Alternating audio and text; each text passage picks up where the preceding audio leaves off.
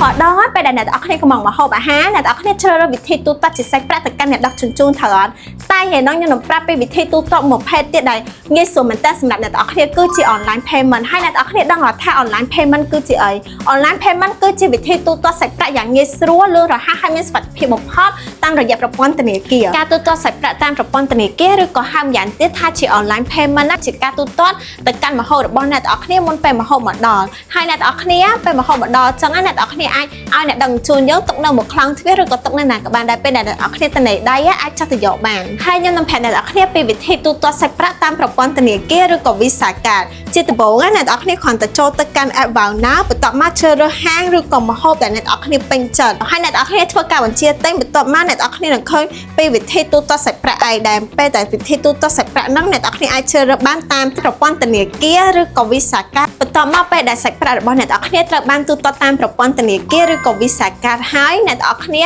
នឹងឃើញខាងហាងគាត់បានទទួលការកម្មង់របស់អ្នកនរគ្នាហើយដើម្បីរងចាំឲ្យអ្នកដឹកជញ្ជូនដឹកម្ហូបមកកាន់អ្នកនរគ្នាអញ្ចឹងងាយស្រួលមែនតើលឿនហើយអ្នកនរគ្នាអត់ចាំបាច់ចាំយូរនៅក្នុងការទូទាត់សាច់ប្រាក់ឯង